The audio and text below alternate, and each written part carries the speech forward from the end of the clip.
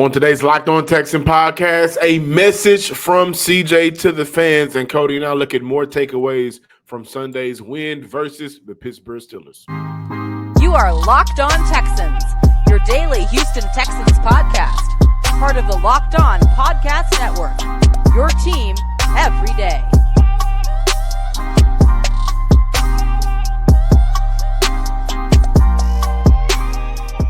Welcome, Texan fans, Locked On Texan listeners and viewers to this Tuesday episode of the Locked On Texans podcast, a part of the Locked On Podcast Network. Y'all already know what it is, your team every day. If you are new to the Locked On Texan podcast, thank you for stopping by.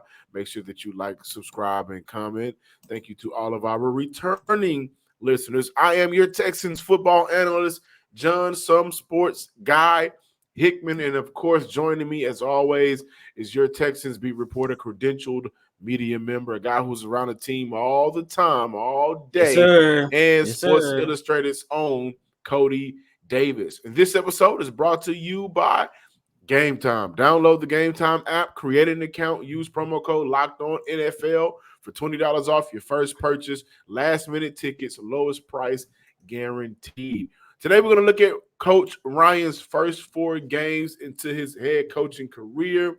More unsung heroes versus the Steelers and takeaways. But, guys, C.J. Stroud and his message to the fans. I want to say, man, and I've been thinking about this for a long time, y'all deserve to feel special. Y'all deserve to root the Texans on. Like, not winning since 2021, I think it was around Christmas, like that ain't flying from like anybody in this building. I want them to know, like, we're frying our tails off every day to make sure y'all walk around with Texan gear pride. Like y'all walk around with that swag that we walk around with when we get a dub. And for me, I take that real personal because I don't like being bagged on by my teams. Like when my Lakers lose, I'll be pissed. So, like I take that stuff real serious, man. And it's up to us to work every day and put the work in. And like you've seen, I mean, the Steelers fan came and they showed out today in our stadium, and we sent them home. And I think our fans felt the energy, like, man, we ain't playing today, like from the get go. So I just want to say, man, like we're gonna keep fighting every day, just so y'all can walk around with that swag.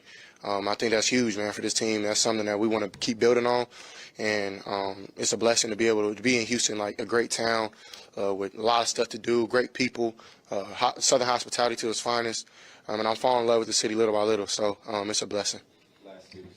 John, I know normally I do not do these type of things, but I think it's time, because the one thing that I want to relay to a lot of Texans fans out there, you finally have a quarterback that you can get behind.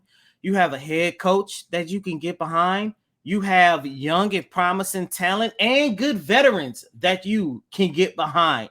And it's finally time to get behind this organization. And I say that because Texans fans out there, and I'm saying this from the bottom of my heart, I want Sunday's game against the Pittsburgh Steelers be the last time the opposing team fans outshine and outnumber Houston Texans fans inside NRG Stadium. And look, I understand it. I get it. Last 3 years, especially the last 2 years, I'm not going to count 2020 too much because that was during the pandemic and everything. But 2021, 2022, I understand it's been bad. I understand this franchise did and made decisions that we were all like, including myself, there is no way in the world we should be here. I understand it. I get it. There was a lot of frustration. However, I'm not going to lie to you guys. I am tired when I turn on Kirby and I'm getting to the parking lot where media is supposed to park, and I'm driving in front of NRG Stadium, and I'm seeing opposing teams' fans show out in Houston. Sunday against the Pittsburgh Steelers was terrible. It reminded me of in 2021 when the Seattle Seahawks came to town. I felt like we was in Seattle. And of course, last year when Kansas City came to town, I thought we was in Kansas City. And it was just that bad. And I love what CJ Stroud said towards the end of that clip. Hey, Pittsburgh Steelers fans, they came in, they showed out, and we sent them home with an L. Ladies and gentlemen, the very next home game, and John, you know how I feel about my Saints. I bleed black and gold because I'm from New Orleans, baby. But ladies and gentlemen, do not let Who Dat Nation come inside Houston, come inside NRG Stadium, and outnumber you guys. It is time to start taking pride in your team in the Houston Texans. Yeah, can you play that clip one more time? Play that clip one more time. One more time. Which, by the way, happy 22nd birthday, CJ Stroud. I want to say, man, and I've been thinking about this for a long time. Y'all deserve to feel special. Y'all deserve to root the Texans on. Like, not winning since 2021, I think it was around Christmas, like that ain't flying from like anybody in this building. I want them to know, like, we're frying our tails off every day to make sure y'all walk around with Texan gear pride. Like, y'all walk around with that swag that we walk around with when we get a dub. And for me, I take that real personal because I don't like being bagged on by my teams. Like, when my Lakers lose, I'll be pissed. So, like, I take that stuff real serious, man. And it's up to us to work every day and put the work in. And like you've seen, I mean, the Steelers fan came and they showed out today in our stadium, and we sent them home. And I think our fans felt the energy, like, man, we ain't playing today, like, from the get-go. So I just want to say, man, like, we're gonna keep fighting every day just so y'all can walk around with that swag. I think that's huge, man, for this team. That's something that we want to keep building on. And it's a blessing to be able to be in Houston, like a great town with a lot of stuff to do, great people, Southern hospitality to its finest. And I'm falling in love with the city little by little. So it's a blessing. My comments, my takeaway from that, and we really, guys, I wanted to open up with more takeaways from Sunday's game as we normally do. Mm-hmm. But the realization is fans, long time, even though this is the youngest NFL franchise in its current state, not dating back to the Oilers, but the Houston Texans, this is the youngest franchise in the NFL, right? Only 21 years, and CJ just turned 22. You know, it's kind of funny, right? But you can go back to Deshaun at quarterback. Mm-hmm. You can go back to the early 2010 era of football, of the Houston Texans football, where collectively as a unit, they were, you know, full of pride. They were good. It was a good team. And then again, Deshaun. But for CJ, 22 years old, right, fighting through adversity, through the draft process, you know, the S2 test BS, the he can't do this, he's that. Maybe because he's from Ohio State. Right, everything has to be perfect. They also had elite wide receivers, and when you look around the NFL right now, who's having a better season, Nico Collins or Jackson Smith-Njigba?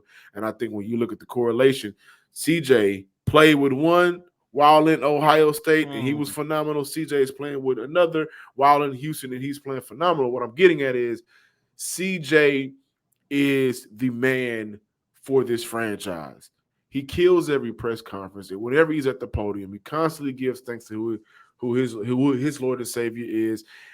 I remember him talking about while at Ohio State, those guys were like brothers, and he didn't know if it was like that in the NFL. So now you're hearing stories about, you know, they're getting together for dinner constantly, and he's building that brotherhood and that bond.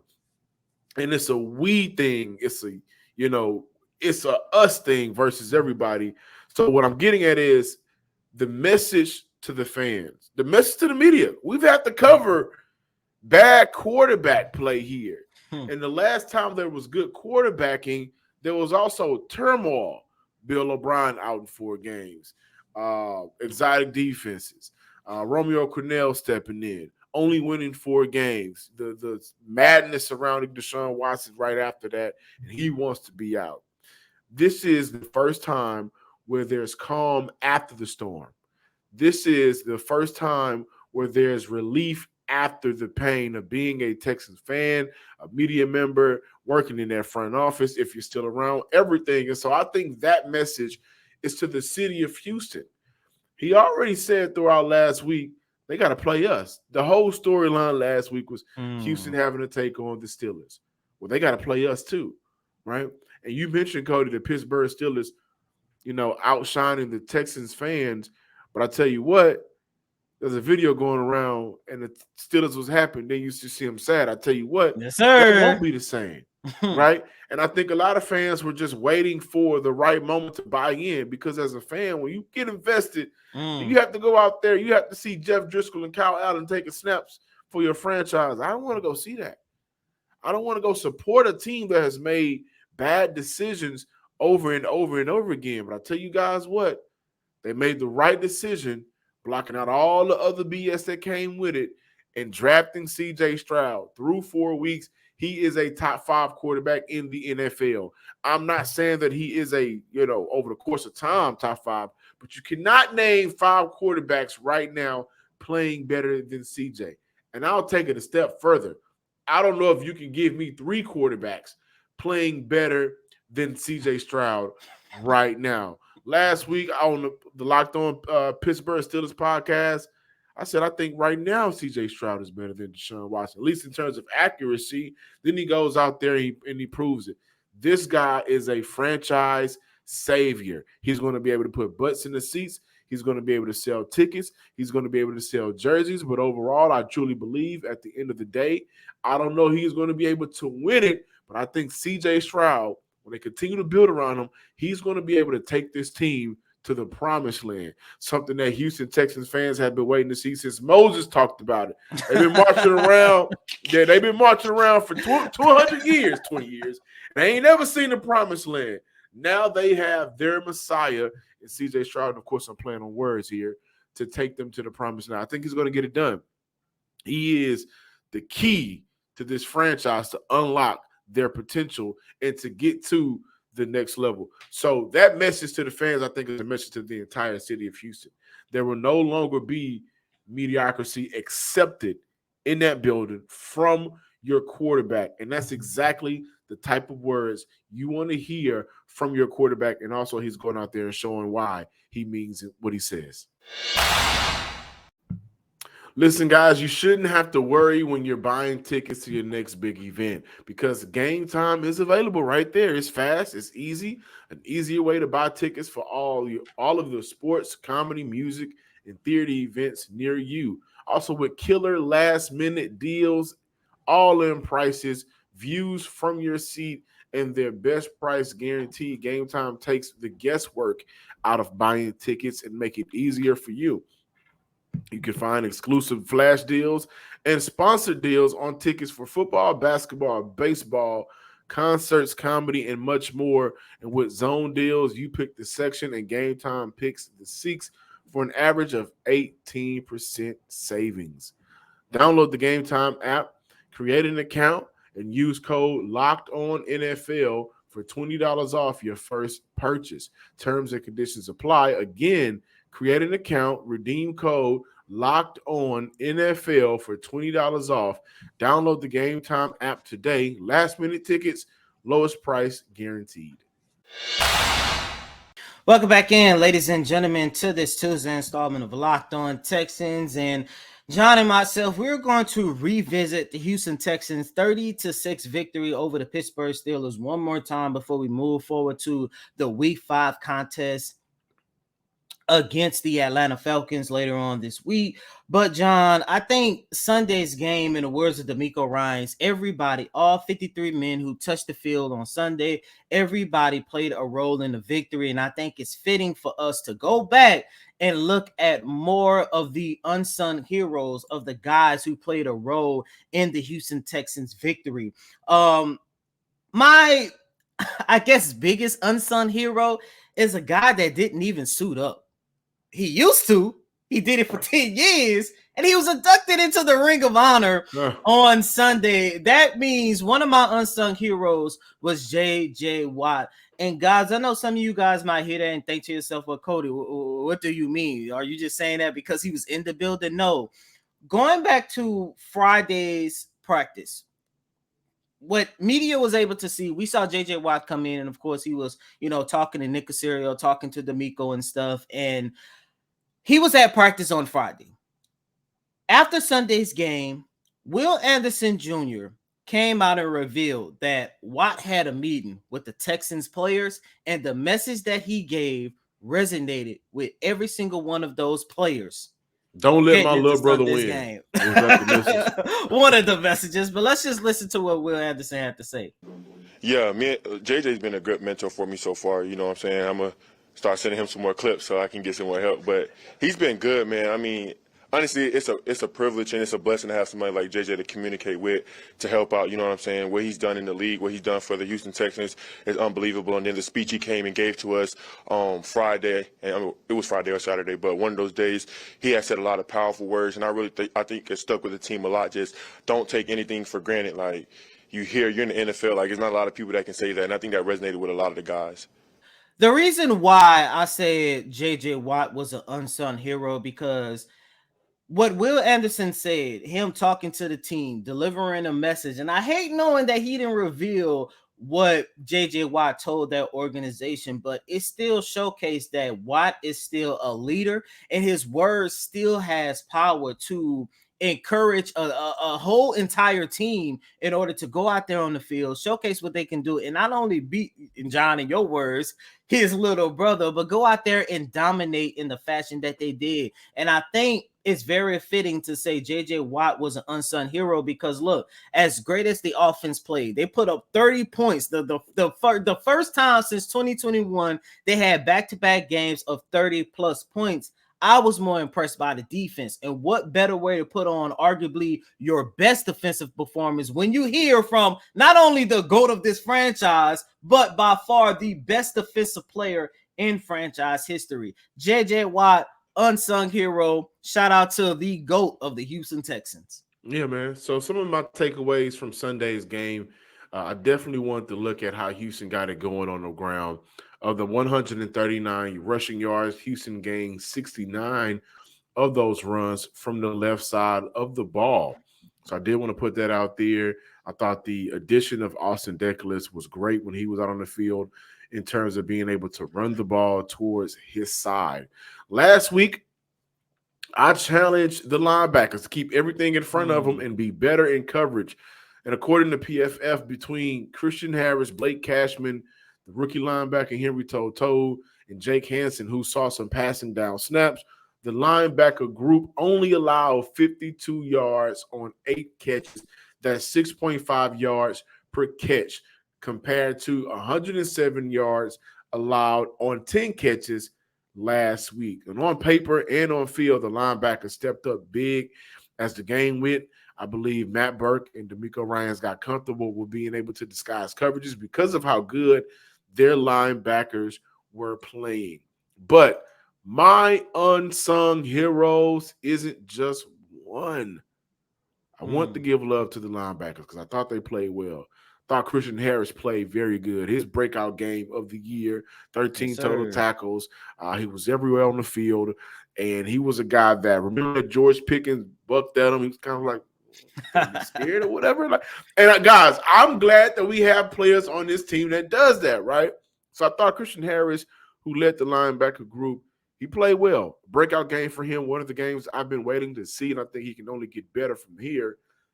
But all week, how will Houston block TJ Watt? How will they block Alex Highsmith? How will they defend that duo of the edge rushers? And guys, Tank Dell, John Mechie, Robert Woods, Nico Collins, Tegan Quintoriano, who had a very good chip block on that touchdown pass to Nico Collins, helped passing, making it harder, passing off TJ Watt, I believe, to Garyon Christian. I think when TJ Watt got a little bit close, I believe that was the left guard that was able to step back and make contact on him to give CJ just enough time. But collectively, as a unit, the skill position players got out there, got dirty, put in some of their work. Hey, man, John Mechie is probably, 5'10"? John Mechie? Yeah, I think he got an inch over me. Now, Tank Dell, we eye to eye. I don't care what the numbers show. And what John Mechie is about, like 180 maybe? I say, yeah, 185. But he's not a big guy. But boy, did John Mechie get out there and block down and move bodies out the way. Tank Dell, get nasty, get physical. Robert Woods, a guy that, one of the reasons we justify the signing, not the money, but the signing, is because of how well he blocks down the field, and he was active. And so when you look at Houston being able to finally establish themselves, in a sense, on the ground, rushing for over 100 for 139 the first time of the year, it was a all hands on deck situation. It wasn't, going into that game, you saw how Houston was able to game plan. So again, a lot of credit to Strouser, the offensive line coach, and Bobby Sloak for finding a way to neutralize that defensive front. But everybody had a hand on the hat, and they were able to create lanes and small creases for the running backs to run through, especially early in the game when you looked at how active Dameon Pierce was, and also in being able to protect C.J. Stroud. Again, can't rave enough about how good Brevin Jordan was as a blocker against the Pittsburgh Steelers, and Tegan Quatoriano. So this was a statement win, and in statement wins, of course, we get caught up and lost in the bigger plays. The 52-yard touchdown, the 2-yard touchdown, the Dameon Pierce screen, which, by the way, brother, we don't need that much contact. We want to see you be a Texan for the rest of your career. But some of those bigger plays, you get caught up in that. But how those bigger plays come to fruition, this game, it was all the dirty work that the wide receivers were getting involved in, and that's my unsung heroes. They did a very good job of allowing Houston to be able to get it going on the ground for the first time in the season, and I think that allowed Houston to get comfortable in their play calling throughout the game.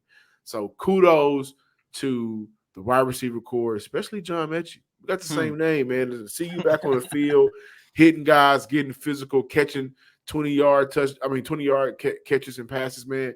I'm glad to see that young man back out there. I do have two more unsung heroes on the defensive side of the ball.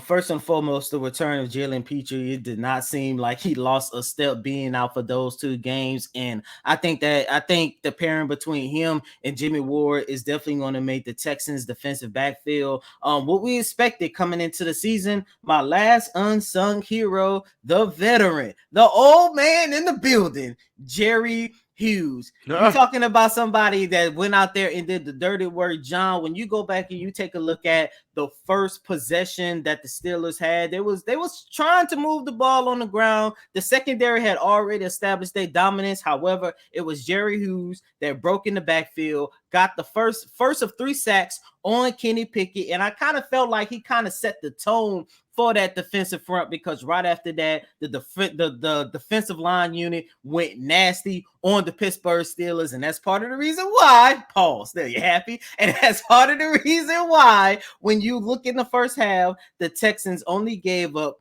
52 total yards, and they did not get into the Texans territory until 3 or 4 minutes into the third quarter. Shout out to the vet, Jerry Hughes. Let's go back to our keys to victory.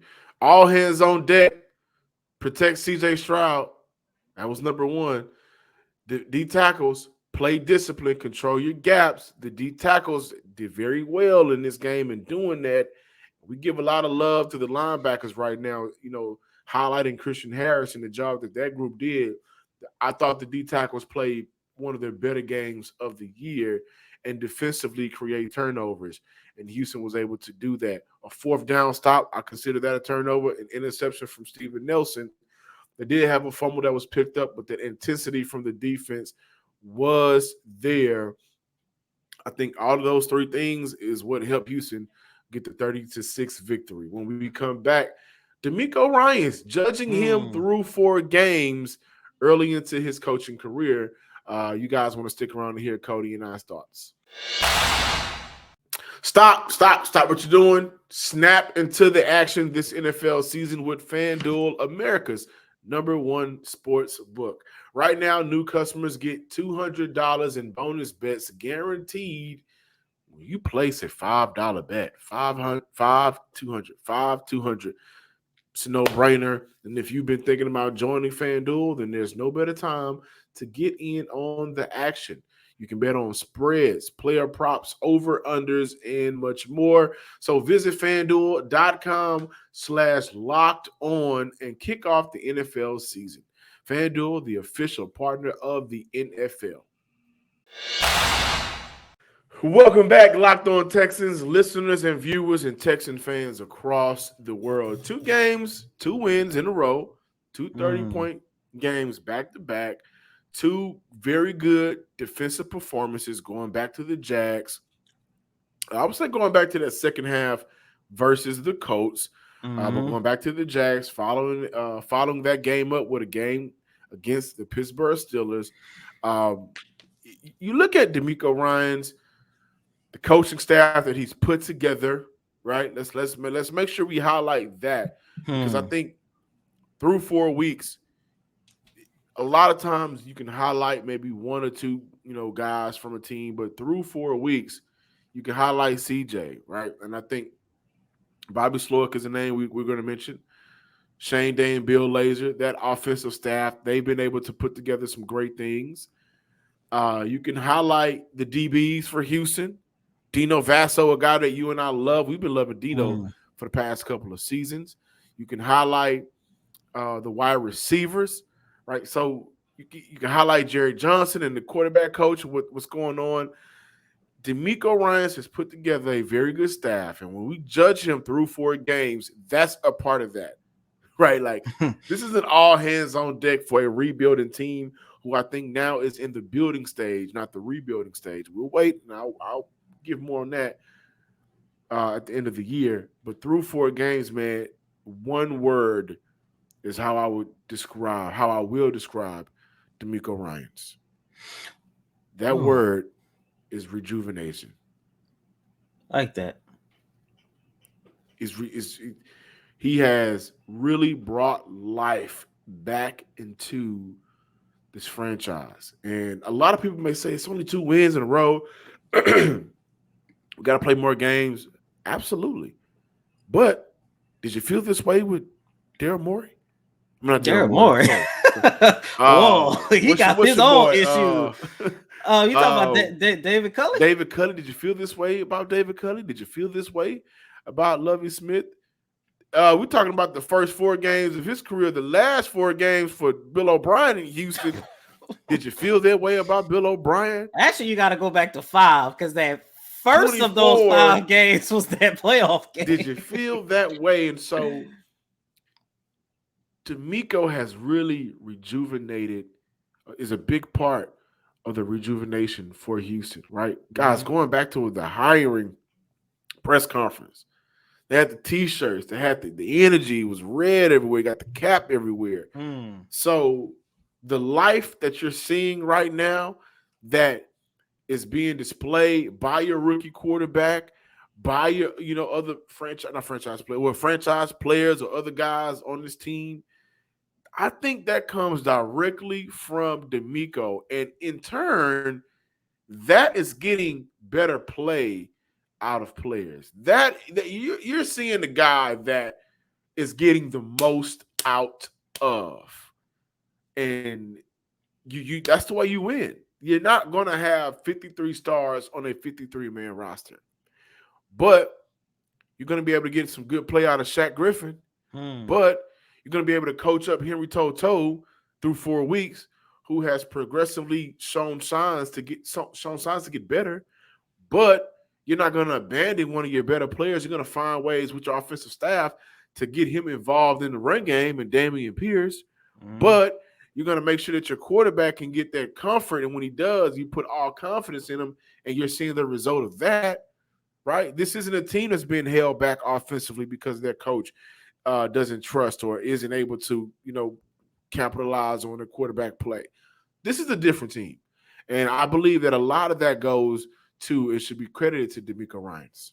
I 100% agree with you. I mean, you stole the word that I was going to say, rejuvenation. I'm not going to spend too much time on it because you hit all of the points that I wanted to say. But what I would say is that two of the things that I love most about Coach DeMeco Ryans, one, the players, you can tell that they actually have a coach that they believe in. And that's something that we did not see in Lovie Smith. Yeah. And I know we didn't see it too much with David Culley, but at the same time, they respected David Culley. You know, I remember that 2021 season, especially towards the back half of the year, players went out there and played hard for Culley just because of the situation he was put in, and, you know, they're respecting him.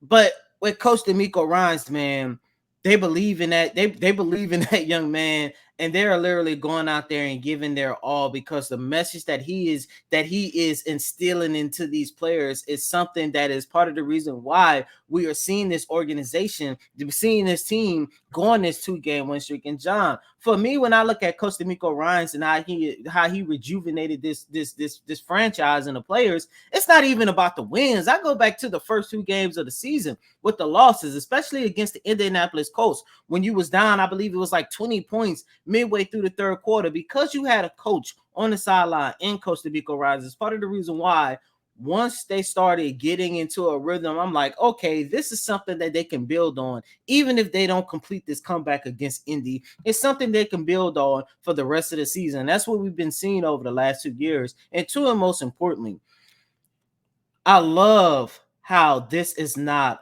a dictatorship. Sunday, Coach DeMeco Ryans, you know, we've seen this game, we've seen this team, correct me if I'm wrong, go for it on 4th down, I think every single game so far this season. And DeMeco was asked about it. And DeMeco said, look, I have full confidence and I support Bobby Slowick and this offense. If they want to go for it on 4th down, I'm right along with them.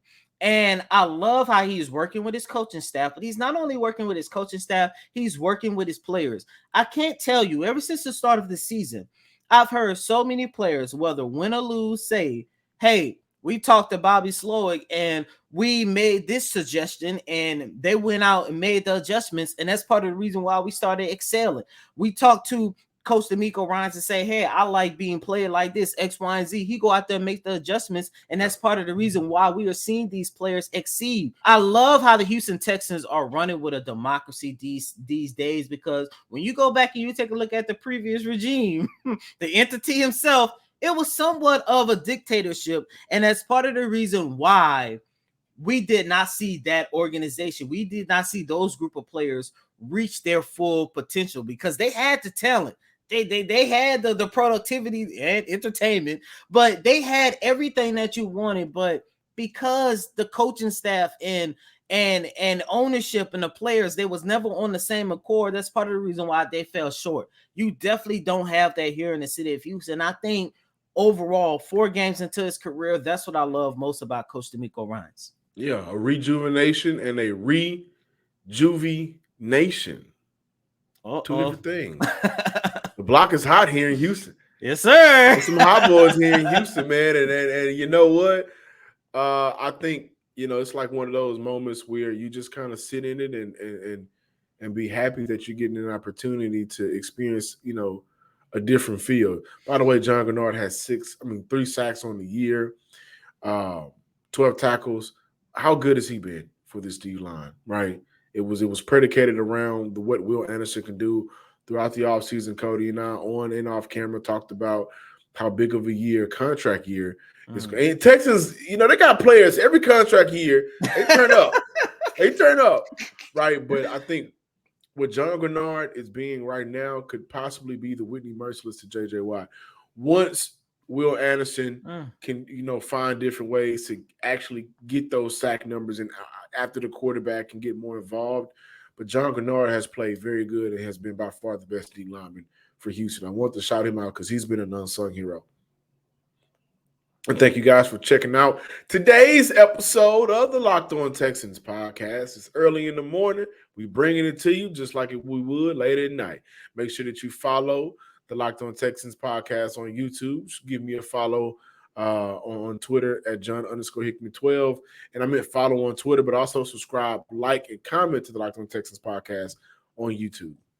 And as always, I'm your host, Cody M. Davis. Please remember to follow me on all the social media platforms at Cody Davis _24. Once again, it's Cody COTYDAVIS _24. Shout out to CJ Stroud once again. Happy 22nd birthday, man. Keep doing your thing. Shout out to Coach DeMeco Ryans. You guys have really changed this franchise around. Can't wait to see what the rest of the Let's get 2023. CJ some turkey leg hut today or some Yeah, we got to give him some. No, give him Trill Burger. You know they didn't want to.